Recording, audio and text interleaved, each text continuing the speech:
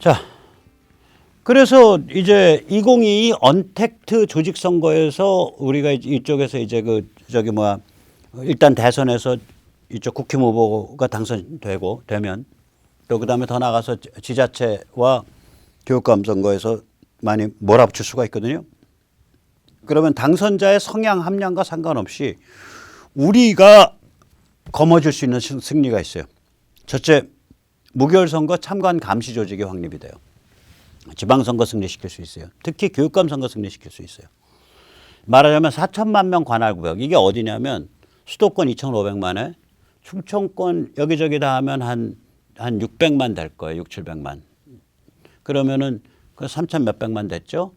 3,100~200만 돼요. 그 다음에 대구 경북권 하면 그게 한 5, 600만 돼요. 그럼 4천 한 7, 800만 돼요. 그 다음에 이제 부울경을 하게 되면 4천만이 훌쩍 넘어요.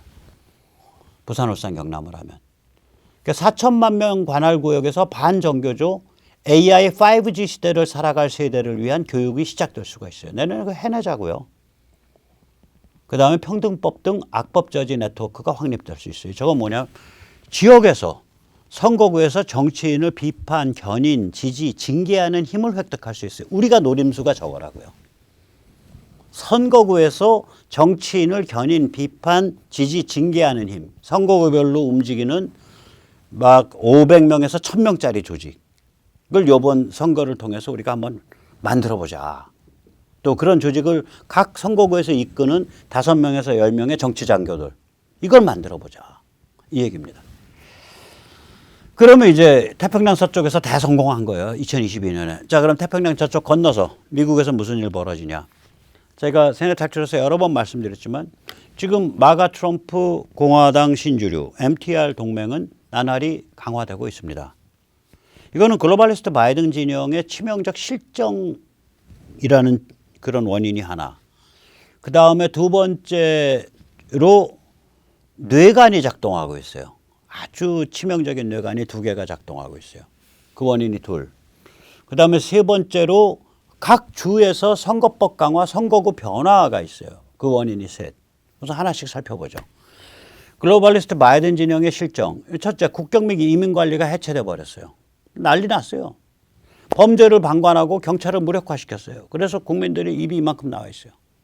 세 번째, 코어 인플레이션. 다시 말하자면 식품과 석유를 제외한 핵심 공산품에 있어서의 인플레가 지금 30년 역사상 최대치에 이르고 있어요. 석유가가 상승했어요. 거기다가 임금이 상승했어요. 코로나는 델타 변이 재창궐하고 있어요. 네 번째가 중동 불장난. 이거는 중동을 중국의 앞마당으로 내주면서 오일 카르텔이 돈 챙기는 게임이거든요. 중동을 불안정하게 만드는 거는. 중동 불장난과 중국 코로나 책임 추궁 회피.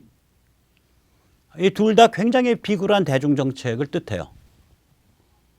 그 다음에 정부가 나서서 관제 무한해체 내러티브. 저 깨자좀의 무한해체 내러티브는 사람들이 그러려니 해요. 대학 교수가 떠들고 깨자좀 워크레프트 시민단체가 떠들면 그러려니 했다고요. CRT 비판적 인종이론 떠들면서 서방과 미국과 현대 문명은 그 존재 자체가 노예제와 백인 우월주의에 찌든 죄악 덩어리입니다. 라고 떠들면 저거 좌파 애들이 그렇게 떠드는 거 하고 넘어갈 수 있어요. 기후변화 떠들면 저거 환경 또라이들이 떠드는 거 넘어갈 수 있어요. 기후변화는 CO2와 현대 문명 그 자체가 죄입니다. 참여하십시오. 이게 기후변화 아니에요. 저거 또라이 환경 애들 떠드는 거 넘어갈 수 있어요. 젠더 평등. 인간은 남녀 성구분으로 태어나는 게 아니라 남녀 양쪽 사이에 무수히 많은 스펙트럼으로 구성된 무수히 많은 종류의 젠더로 태어날 수 있으며 그것은 자라면서도 순시로 왔다 갔다 변화할 수 있으며 현대의학이 발전했기 때문에 언제든지 성별을 남자에서 여자로 갔다 여자에서 다시 남자로 왔다 남자에서 여자로 갔다 하루에도 3번 4번 바꿀 수 있는 시대가 당도하고 있습니다. 이것을 억제하고 이것을 폄훼하고 여기에 부부 결합권을 안 준다라는 것은 자아실현, 자기 표현, 그 다음에 자기 정체성 발현에 있어서의 억압과 폭력에 지나지 않습니다. 이게 젠더 평등하는 얘기거든요. 인간의 생물학적 조건을 부정하는 거예요. 이게 인간의 생물학적 조건을 부정하는 거예요. 자, 이러면 이게 좌파가 하면 그러려니, 쟤 골 때리는 애들 그러려니 했어요. 근데 이걸 정부가 나서서 해, 바이든부터. 그리고 이걸로 초중고 교육을 다 바꾸겠다고 들고, 이것에 바탕에서 말 안 듣는 거 다 쳐서 거꾸로 때리고, 동상 끌어내리고, 난리를 부려요. 정부가 나서서, 바이든부터 나서서, 저기 여성 스포츠에 남성에서 여성으로 젠더 변환한 사람들, 그 성 변환한 사람들 들어오게 하세요. 트랜스젠더 들어오게 하세요. 바이든이 행정명령으로 할 일이냐고, 이게. 바이든이 나서서 전 세계 미 영사관에 우리의 성인군자, 우리의 희생양, 우리의 순교자, 조지 플로이드를 기리는 BLM 시꺼먼 깃발을 거십시오. 이게 정부가 나서서 할 일이냐고. 관제가 된 거예요. 그러면 세상은 반작용이 있단 말이에요. 정부가 나서서 저짓을 하니까 전국에 있는 민초들이 다 들고 일어난 거예요. 민초에 강력한 반발이 있다고 지금. 그래서 치명적 실정을 저렇게 여러 분야에서 거듭해 왔어요. 바이든 정부가 지금 집권한 지 한 이제 6개월 조금 더 지났는데 뭐 한 6년 지난 것 같아. 플러스 뇌관이 2개나 작동하고 있어요. 뇌관이 타들어가고 있다고요. 하나는 뭐냐, 바이든 정신건강이 지금 맛이 좀 간 것 같은데, 이게 바이든을 퇴진시킬 수도 퇴진시키지 않을 수도 없는 진퇴양난이에요. 퇴진시키게 되면 카말라 해리스로 가는데, 제가 전에도 말씀드렸지만 카말라 해리스가 저거가 되는 거, 저기 대통령이 되는 것에 대해서는 64%가 반대해요. 믿지 못한다. 퇴진시킬 수도 없는 거예요. 퇴진 안 시키면 어떡하냐. 퇴진 안 시키면. 그럼 이제 치매 환자 같은 증상이 점점 더 나타나고 막 말이 복잡해질 텐데. 그래서 뇌관이 타 들어가고 있는 거예요. 두 번째 뇌관은 뭐냐면 아리조나 카운티에 지금 재검표 보고서 나오잖아요. 저 정통성의 치명타라고요. 정통성 치명타예요, 저거 타고 들어온다고요. 또 플러스 각 주에서 선거법 강화하고 각 주에서 선거구를 변화시키고 있어요. 게리맨더링. 그러니까 미국은 한 60만 명이 하원 같으면은 60만 명의 선거구 하나거든요. 미국이. 60만, 70만 정도 될까? 435, 70만, 80만이겠다. 선거구가 하나가 7, 80만이 선거구 하나인데 80만 정도 되겠다. 그 80만을 어떻게 카운트를 그리냐. 그래서 막 이렇게 꼬불꼬불 그려요. 야, 왜 그렇게 꼬불꼬불 그려? 카운티마다 좀 민주공화당이 이렇게 잘 섞이게 해야지. 여기는 민주당만 확 나오고 저긴 공화당만 확 나오면 되겠어요? 이렇게 해서 꼬불꼬불 그리기도 하고. 그 다음에 또 꼬불꼬불 그려. 그러면 왜 그렇게 꼬불꼬불 그려? 당 색깔이 비슷한 데서 그래도 하나 해야죠. 그래서 한 선거구 몽창 몰아갖고 민주당 다 주고 나머지 선거구는 전부 공화당이 먹어. 어차피 민주당 성향 사람들만 한두 선거구로 몰아버리면 나머지 선거구 공화당이 다 먹을 거 아니야. 별일이 다 있는 거야. 유리하게 계산해서. 그걸 누가 권한을 갖고 있냐.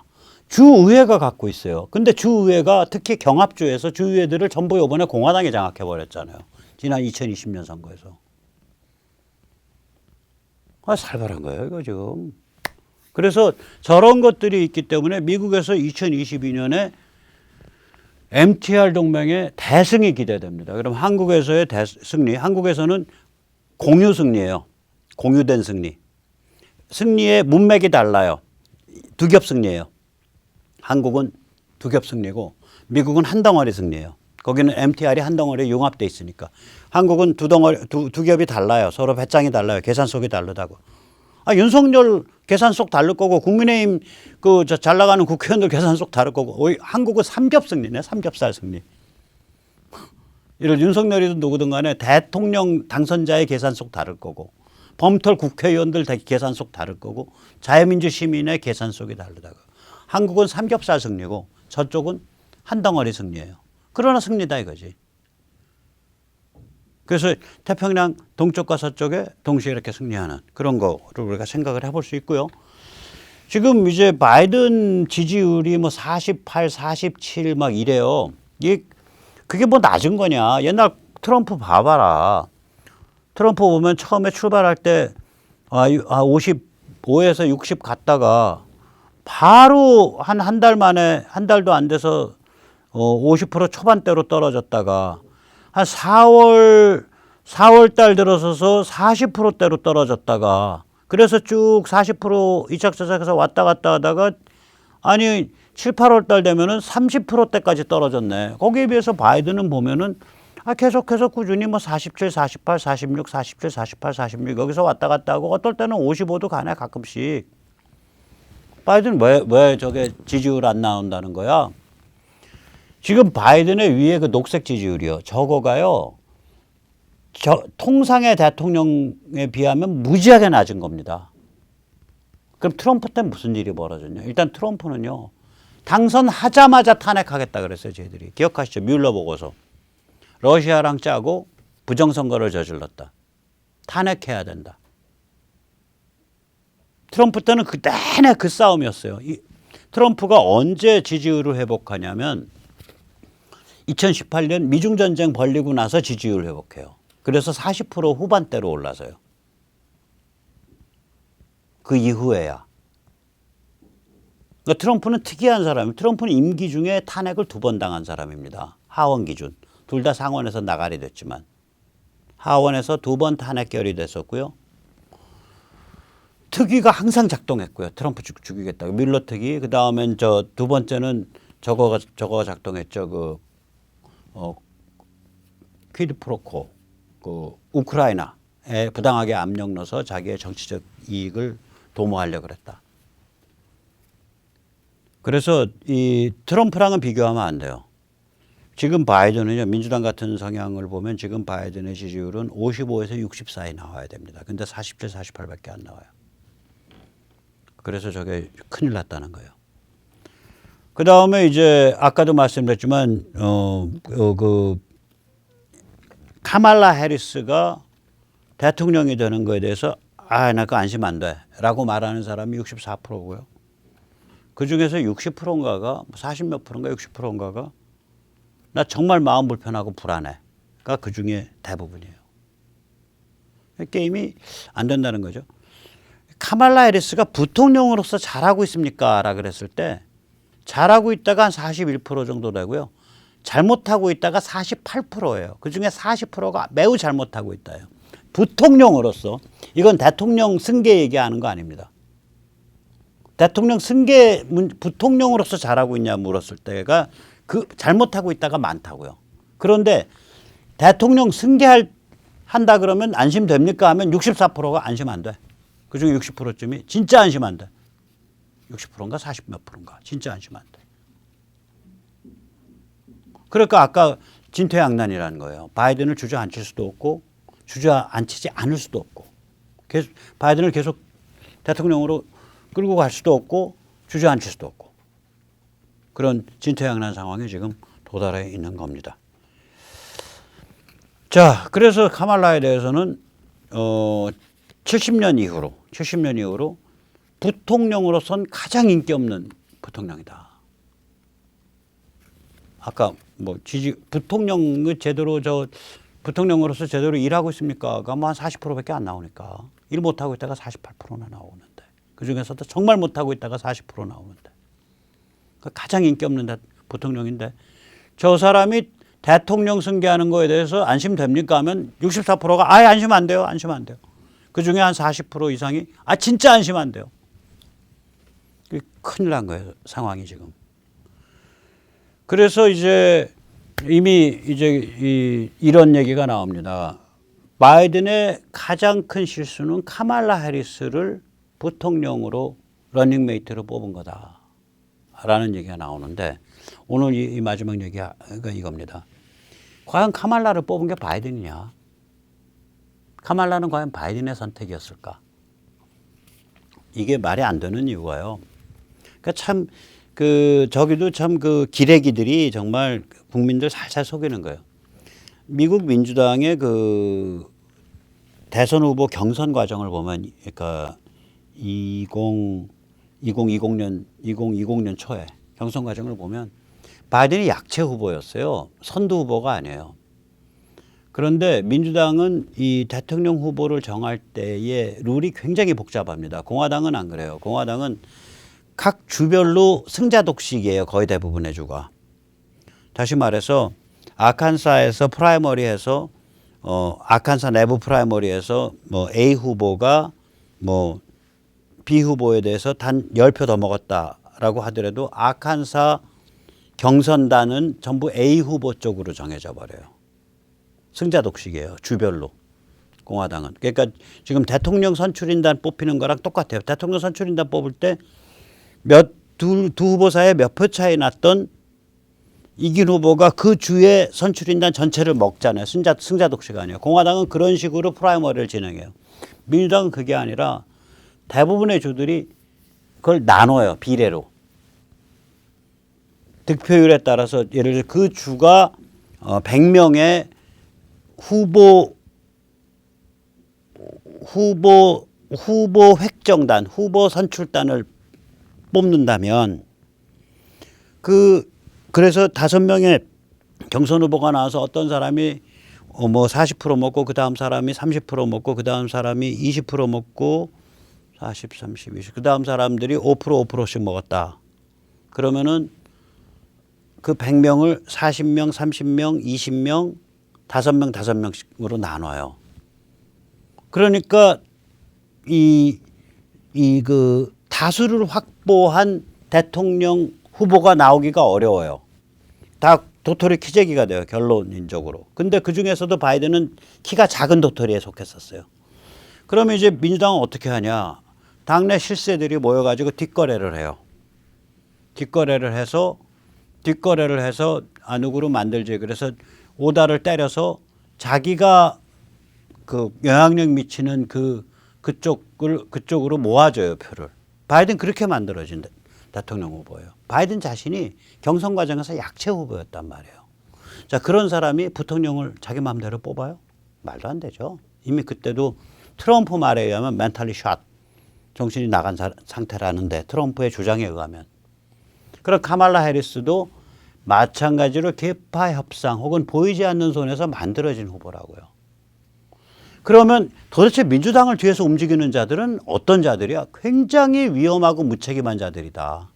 그래서 제가 소름이 쭉쭉 끼치는 거예요. 제가 전번에도 말씀드렸지만 1944년에 FDR, 그러니까 프랭클린 루스벨트 대통령이 다시 선거에 나왔을 때 민주당의 그 범털들이 루스벨트가 임기 중에 사망할 거다라고 봤어요. 그래서 그때 부통령을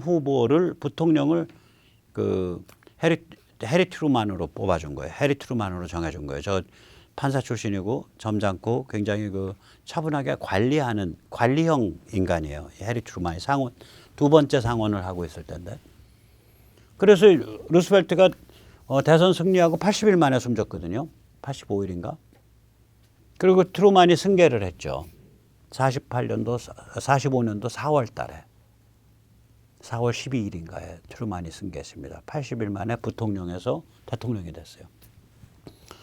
그러면 바이든의 어떤 노령이라든지 혹은 치매 위험성, 정신쇠퇴 위험성을 민주당 뒤에 그 큰 손들이 알았다면 부통령을 굉장히 차분하고 실력 있는 사람으로 해줬어야 돼요.